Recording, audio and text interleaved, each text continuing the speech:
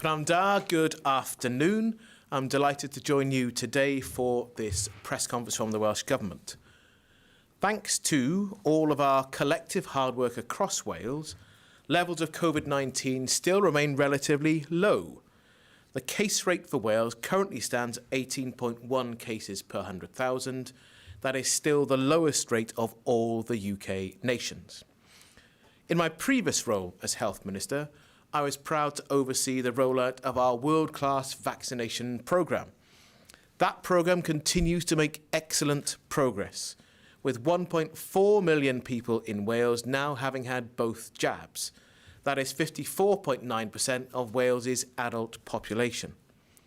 We have also now confirmed that all eligible adults in Wales have been offered a first vaccine by today. That is 6 weeks ahead of schedule, and that is a truly remarkable achievement.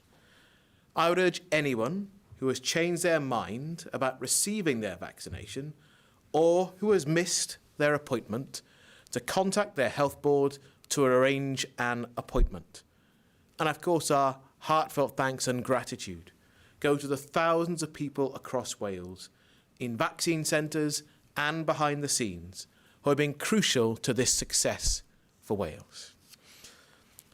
My priority now, as the Economy Minister, is to ensure that the Welsh Government stands ready to support a strong Welsh recovery with the right support for Welsh businesses and workers.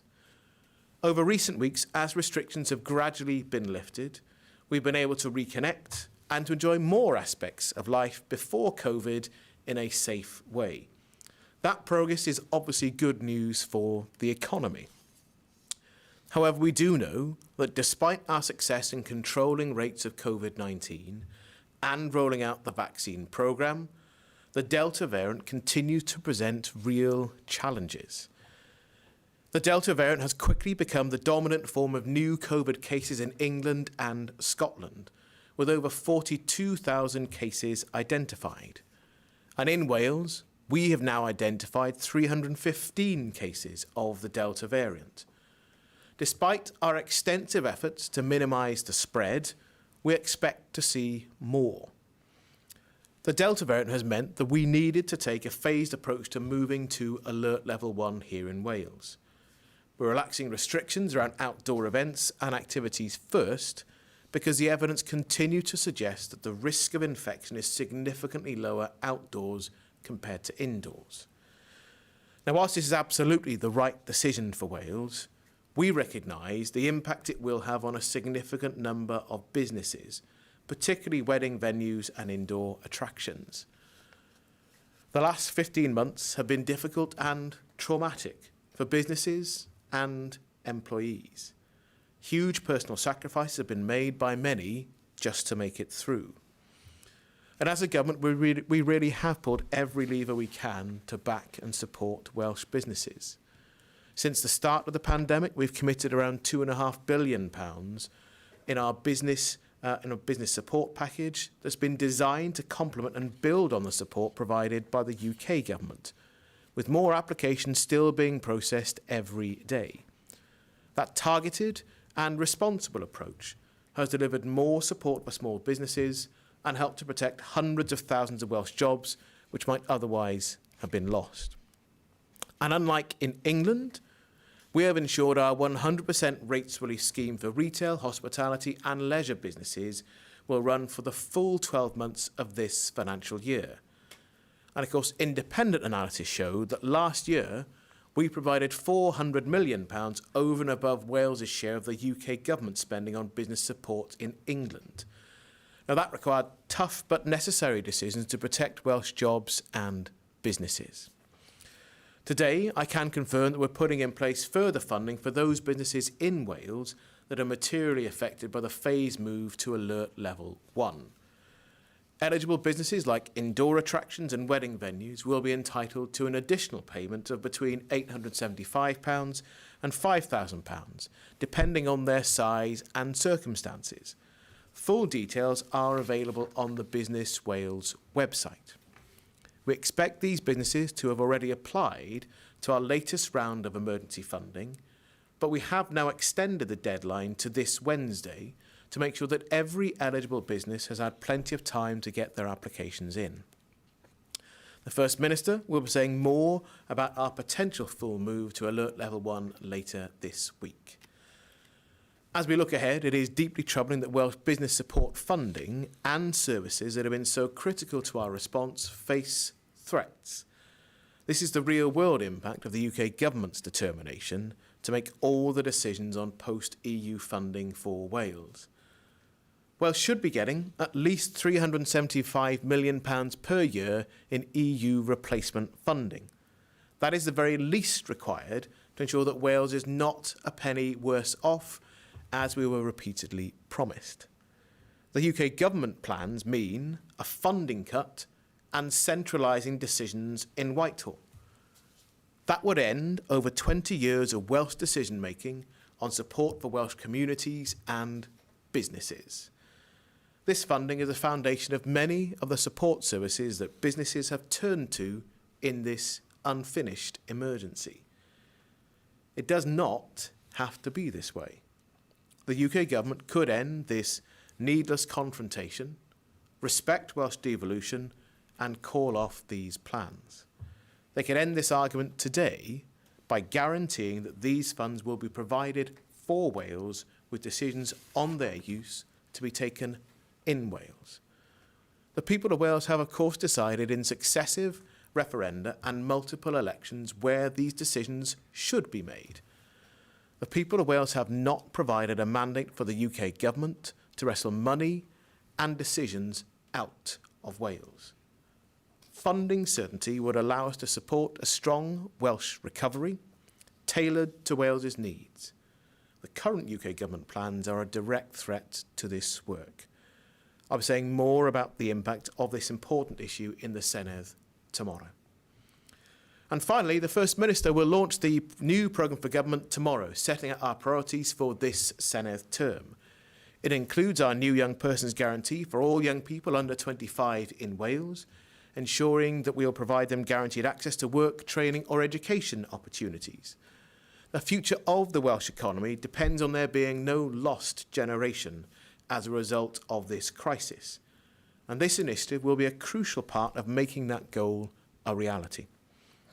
Our success in this new mission will continue to rest on the strength of the Team Wales spirit that has helped to keep Wales safe.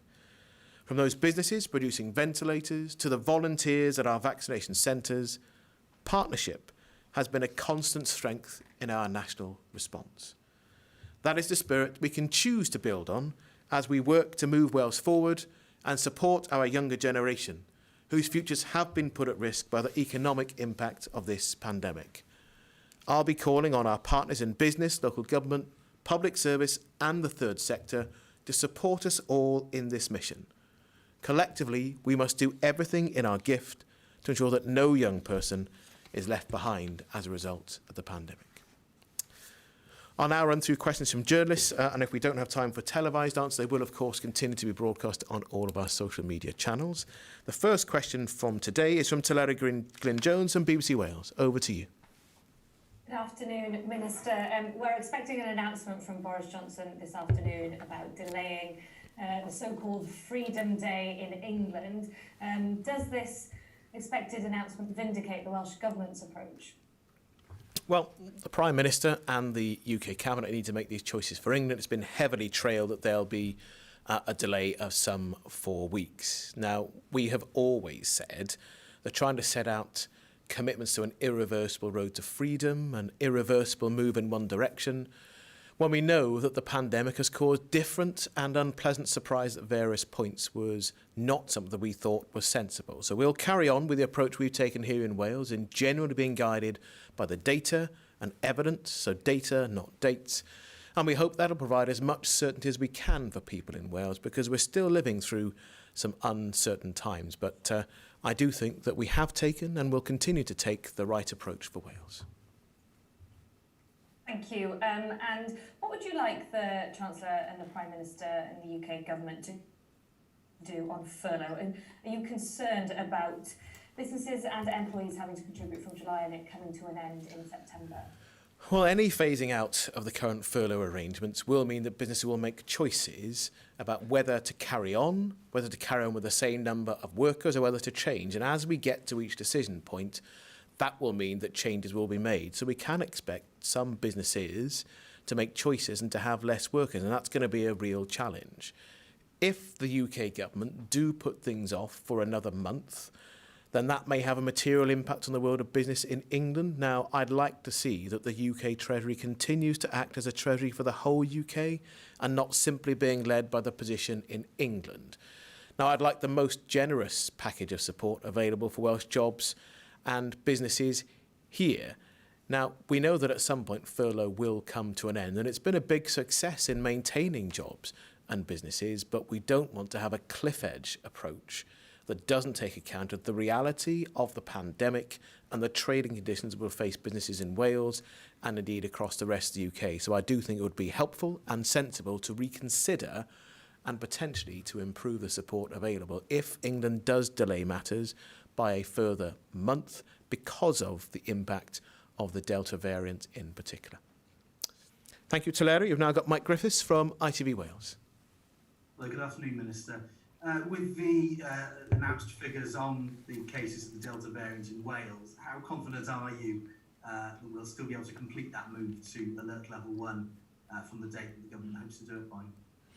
Well, the First Minister will confirm the position at the end of the week. That's when he'll get a definitive decision. The Cabinet will continue to discuss these matters through this week, and will take account of the evidence that we would expect to get from our own Chief Medical Officer, from our own scientific advisors and the Technical Advisory Group, but also the real-world input of what is happening in the rest of the UK.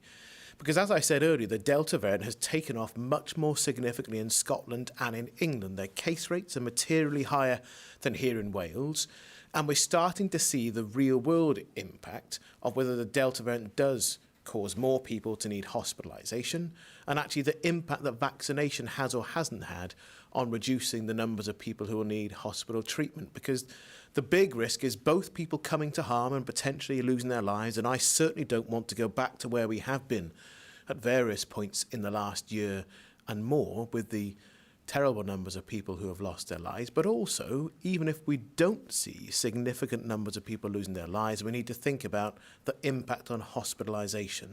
So that real-world evidence will be really important for us. Now, we'll have to consider that as we make choices this week, and as we then make choices what will come after this next phase of easements and moving into the phase after that. So there is an element of uncertainty, but you only have to wait until Friday for the First Minister to confirm the position here in Wales. Minister. I just want to pick up on the First Minister's comments the other week, looking ahead as far as anybody can do for the months ahead and the rest of the year, his suggestion that social distancing may remain in some form for some time to come.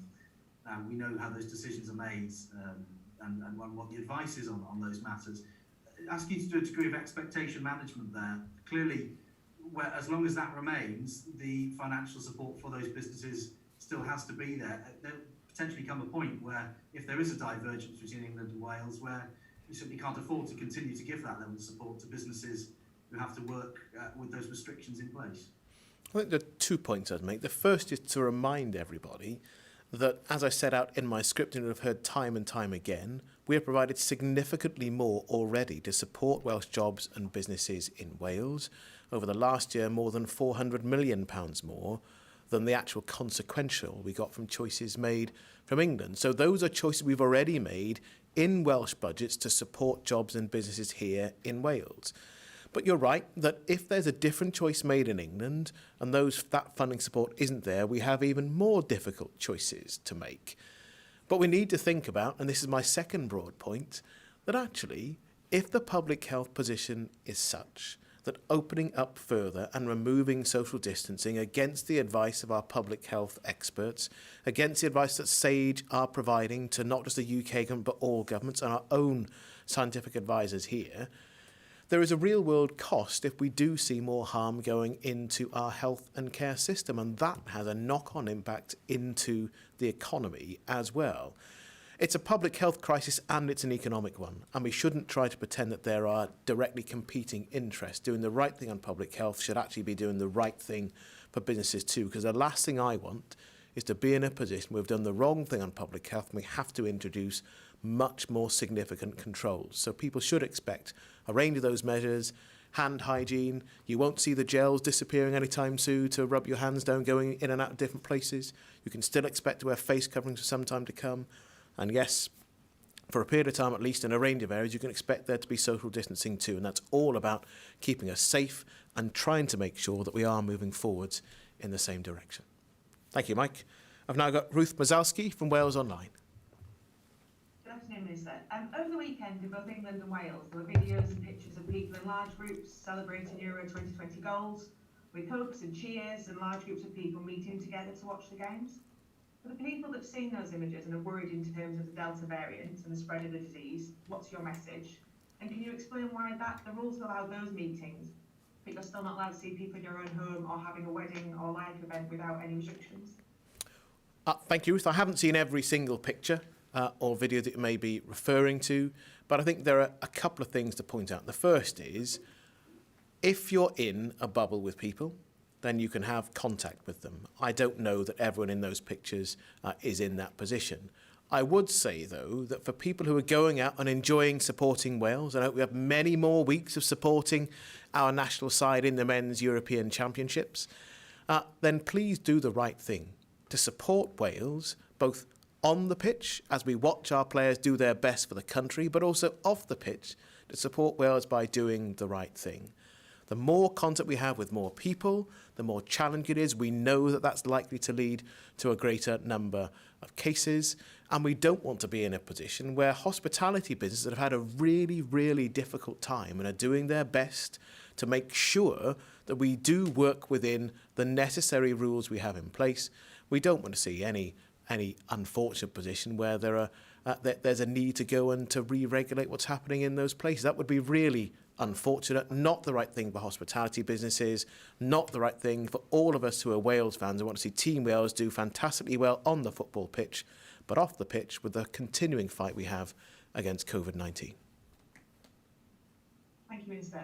If as expected, England lifts its restrictions tonight on weddings, will you? Because currently couples can now have up to 4,000 guests in Wales, but the restrictions remain on the ceremony, music, dancing, singing, and obviously social distancing. So it's not only an impact on that couple's big day, but it's also the industry that provides all those elements. Well, the figures you quote are theoretical ones. It's actually about the ability to social distance. I don't think we're going to see weddings of 4,000 people anytime soon. And if they were, you'd have to have an enormous venue or an outdoor wedding and with social distancing.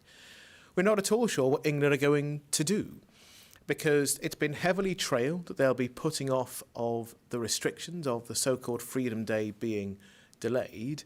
So we'll need to see what England do and what impact that has. At this point in time, I wouldn't be confident at all that weddings will go ahead in an unrestricted manner across the border. It's a live issue for us. That's why we're introducing a package of support for those businesses, including wedding businesses who have been affected by the phased move out of level 1. And we'll be discussing what we may be able to do in terms of the future through this week. So it isn't that the Cabinet is ignoring matters here within Wales. We're trying to do the right thing for those businesses, for those couples, but for the whole country as well. And I do recognise how difficult this is. I was in a position where when I got married, we didn't have restrictions in place as we have today. And we had a great day on the wedding. Now, I want to see couples being happy, to celebrate their love and their relationship, and be able to celebrate that with family and friends as far as they can. But we're only having rules and restrictions in place as long as we need to keep Wales safe. But you can expect that as we reach decisions about weddings and other events too, we'll clarify what those rules are to give as much certainty as possible. And what we don't want is to try to tell people that the date will drive what we're doing rather than the date and how we keep each other safe. So I hope that couples, families and friends will bear with us for just a short period more. And we will, of course, look to see with interest what happens across the border when the Prime Minister speaks later tonight. Thank you, Ruth. I've now got Rebecca Miles from LBC. Minister, I'd like to ask you about the economic scarring of the last 18 months and how long do you think, or can you envisage it's going to take for us to recover, and what assurances can you make to say that we'll be better this time next year? Well, the challenge, Rebecca, is that we're still living in a world of uncertainty. We have a world of uncertainty about where we'll be next year. We know that we're in a better position now than we were last year. If you think about where we were at this point just 12 months ago, we're easing our way out of restrictions, having had the first wave. We were going to a good period in the summer. We then saw further waves taking off through the autumn and through the winter. Now, this time around, we have learnt lots more about COVID. We've learnt lots more about what we can do to protect ourselves with the vaccination. So the fact that Team Wales have been so brilliant in vaccinating so many people should encourage more people to get their first and second dose. And after that, to see the direct impact on reducing the numbers of people who sadly have lost their lives, but also reducing the number of people who need to go into hospital for treatment. And that will change what we're able to do progressively in the future in terms of the world of work, education, and all those other areas of life that are still affected. So I couldn't honestly forecast for you now where we'll be in December of this year, never mind in June next year. We're going to need to continue to learn, and that could include the potential for a booster vaccine catch-up programme over the winter. So that's the honest challenge, and that's difficult for businesses in terms of wanting to invest in the future. But it's why it's so crucial we continue to be guided by evidence on what we're going to do next.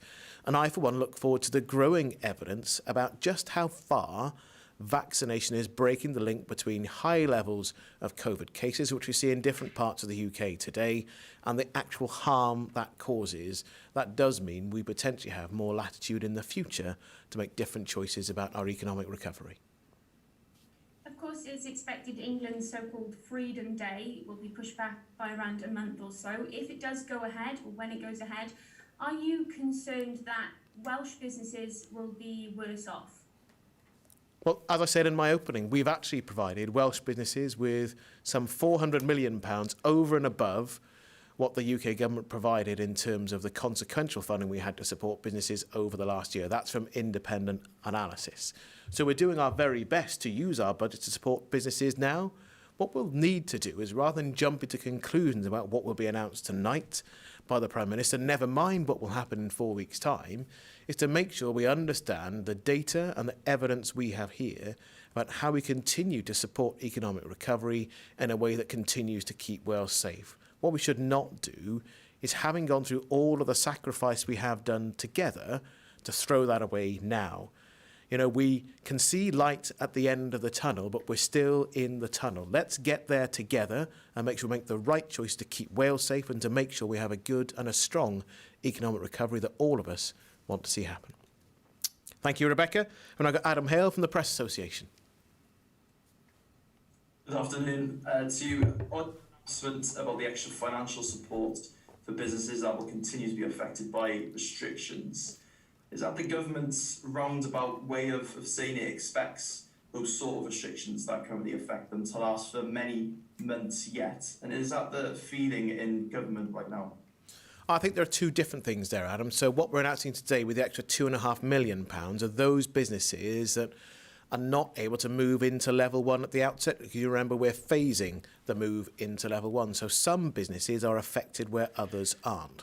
So the extra £2.5 million is to recognise that there are a few hundred businesses in that particular category. We'll then have to make further choices about the next larger stage of easing or not. And if we continue with restrictions, we need to consider how we can best support businesses that are not in a world of the new normal yet. And, you know, none of us still are. We're able to do many more things now than we could do at the start of March.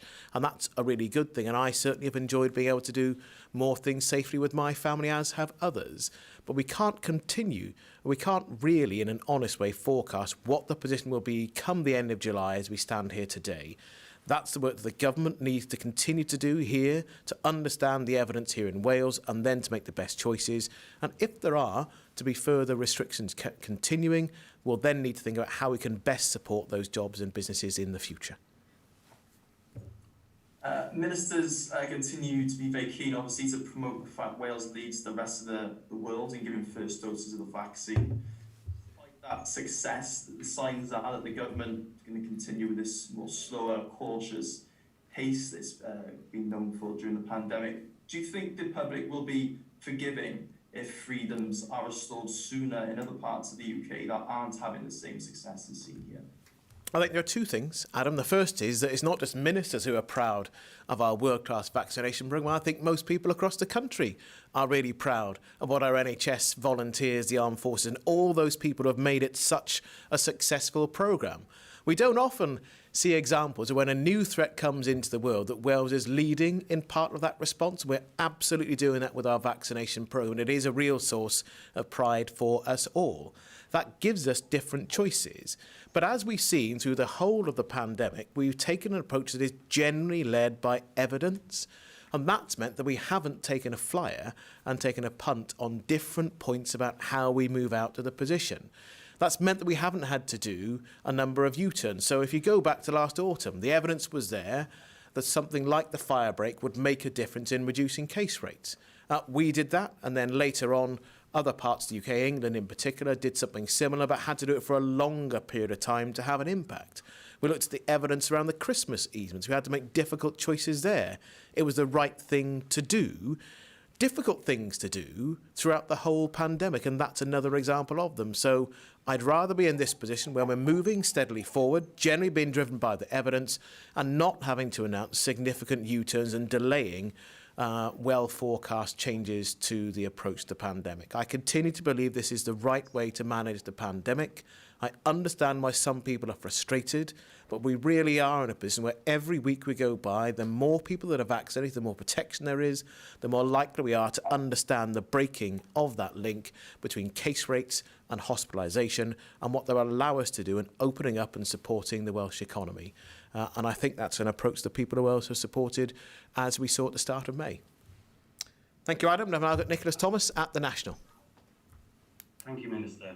Given the expected changes to England's route out of lockdown, what conversations has the Welsh Government had recently in the past few days with Westminster and the rest of the UK when it comes to the approach to the next few weeks? And are the four nations in agreement over what comes next? Well, there are regular conversations that take place between officials, between chief medical officers and our scientific advisors and experts. There's still a regular engagement between health ministers. And my understanding is that there will be a conversation between the UK government and the first ministers of the other three nations of the UK later today about what is actually going to happen when the Prime Minister makes an announcement later today. So I can honestly tell you that I don't know because I haven't been told and neither has the First Minister. When we get to that point, I think it's really important that rather than going back into not having a conversation between the four nations of the UK, the warm words and the positive intent that came from the COVID Recovery Summit recently is actually followed through in meaningful conversation over the next few weeks as England takes a different course to moving forward. The data that will come, not just being shared between our health and care professionals and scientific advisors, but then to talk about how we manage the economic recovery that we all want to see as well. And we have always said that we're willing partners in making not just the union work, but making the four-nation response to the unfinished COVID pandemic as successful as possible. Thank you.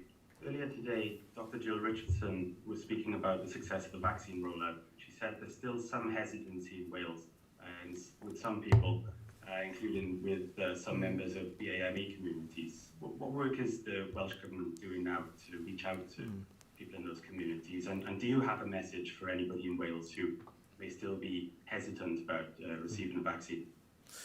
Well, we continue to look at what we can do to make vaccination as easy as possible. So we've got our mass vaccination venues. We're also running community initiatives as well for those groups that may be more hesitant than others. We have actually seen a real impact of it. So when we started, we're seeing the differential vaccination rates closing and moving more closely together, which is good news for us all.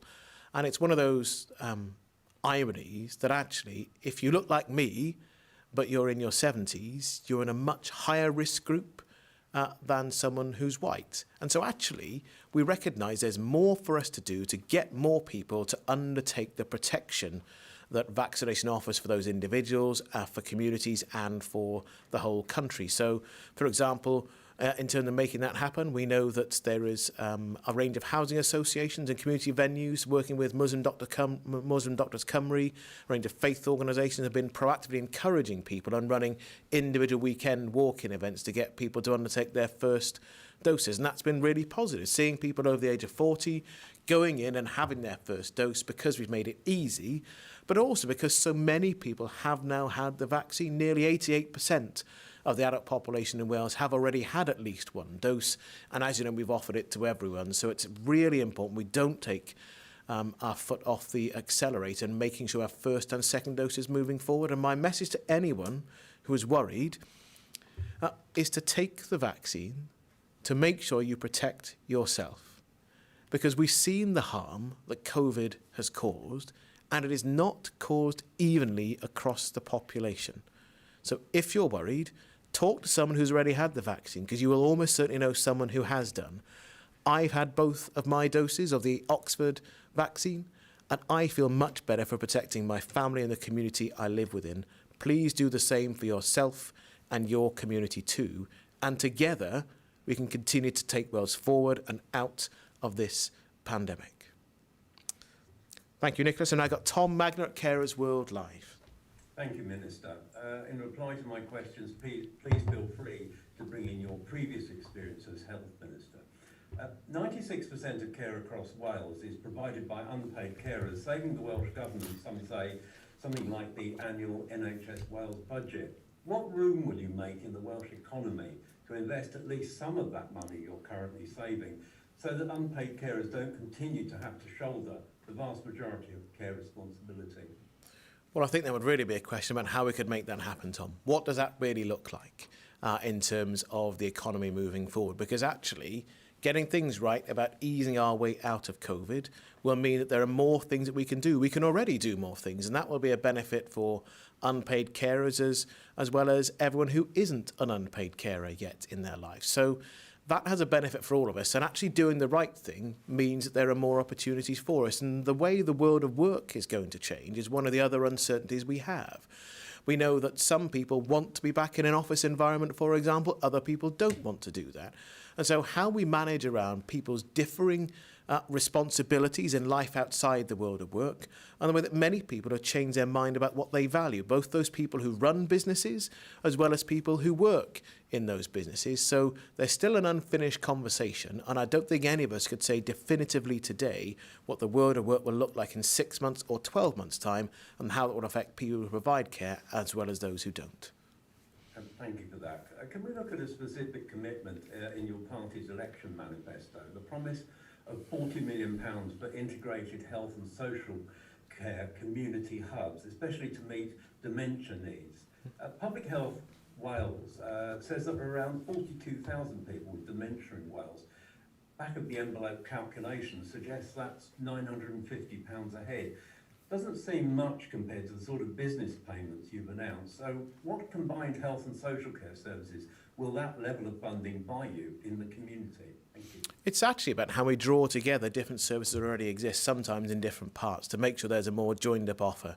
How we make the care and support we already provide as easy and accessible as possible, as well as what else might be new. Now, I'm not going to try to pre-announce work that Aline Morgan and the new and fantastic Deputy Minister Lynn Neagle will be doing, but I can assure you, Tom, there is no greater champion for making sure we have better care and support for people living with dementia than Lynn Neagle, and it's a real pleasure to see her in the government. So I think you're someone very much fighting the same corner. Thank you, Tom. I've now got Steve Bagnall from the Daily Post. Thank you, Minister. We recently ran a survey of England should be closed amid concerns about the rise in the Delta variant.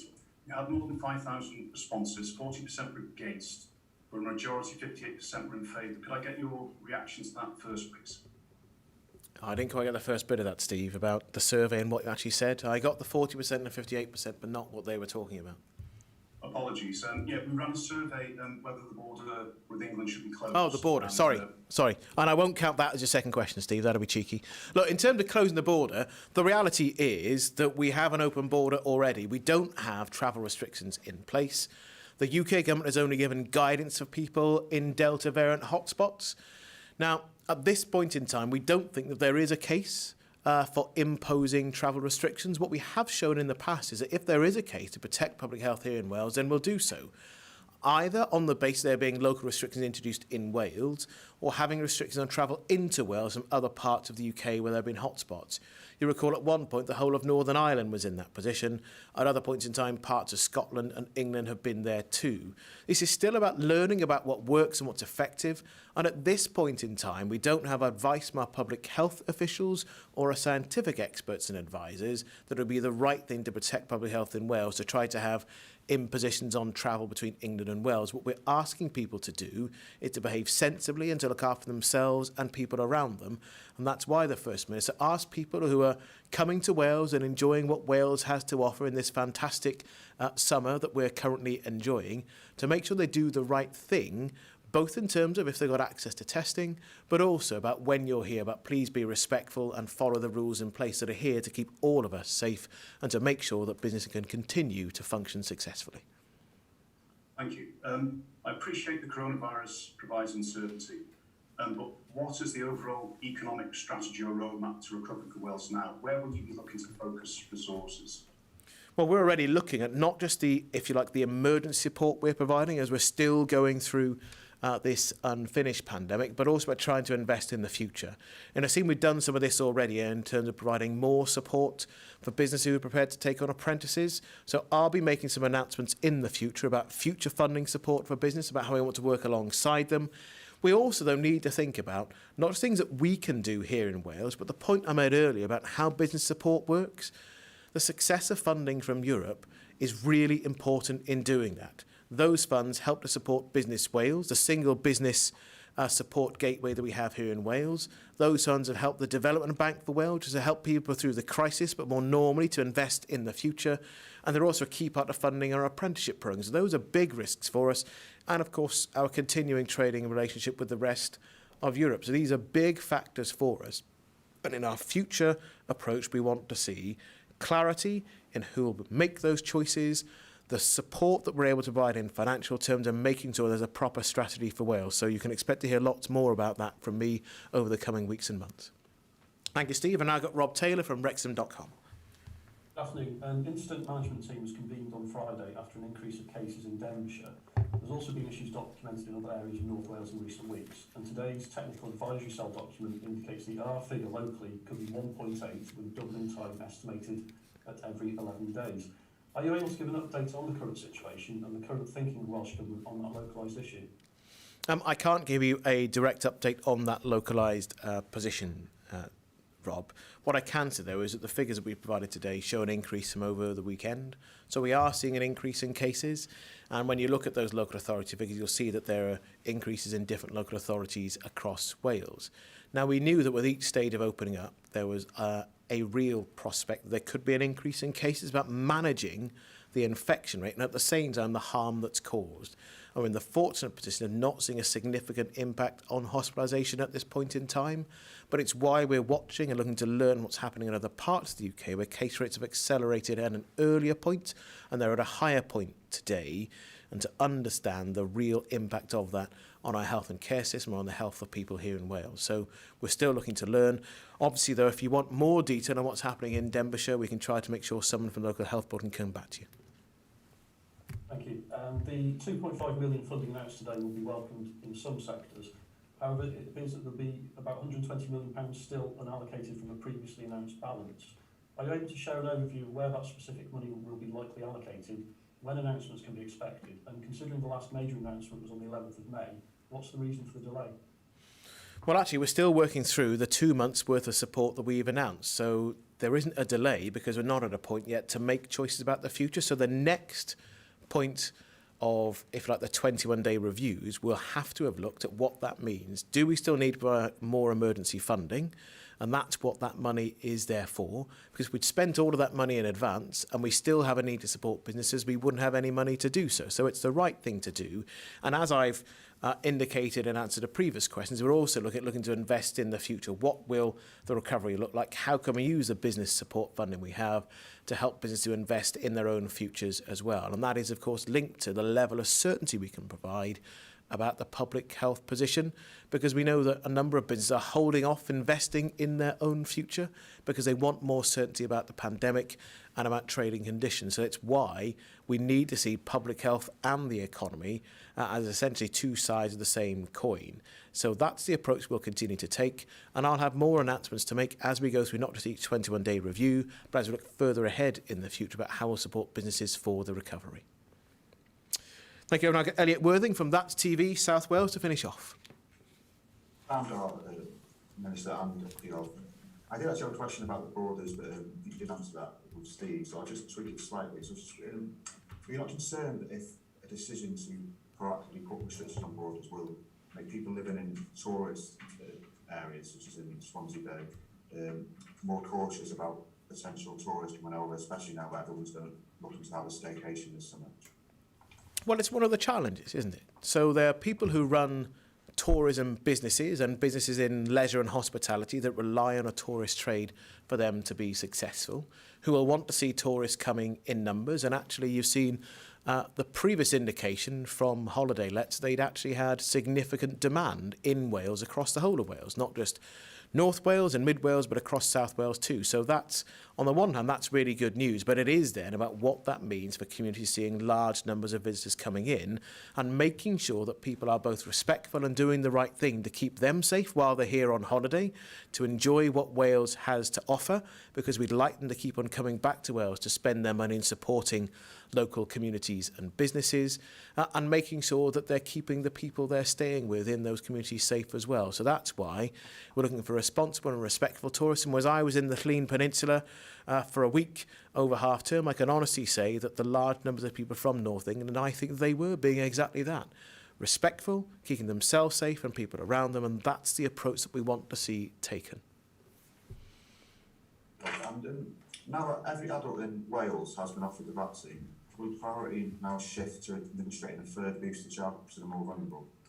Well, we still don't have completed advice from the Joint Committee on Vaccination and Immunisation, the independent expert group that advises all governments in the UK on how to most successfully deploy not just this vaccine but others as well. The real focus is on making sure that people who may not have had their first dose get that, and we continue to make significant progress on second doses. It's really good news that nearly 55% of adults in Wales have had both doses and are now fully protected. We want to see more protection provided over this summer because that will give us more protection and more choices for the future. We'll get advice on the next priorities for the vaccination programme. You can expect to hear about that from the Health Minister or the First Minister, but we've yet to have the advice to make those choices on. So I don't think I should try to indicate a different point, but really say, please, if you haven't had your first dose, get yourself protected. And please, when the opportunity comes to get your second dose, take it up, protect yourself, your community and Wales. I'm really grateful to all of you for your time and questions today. I look forward to seeing you again in the future. Many thanks.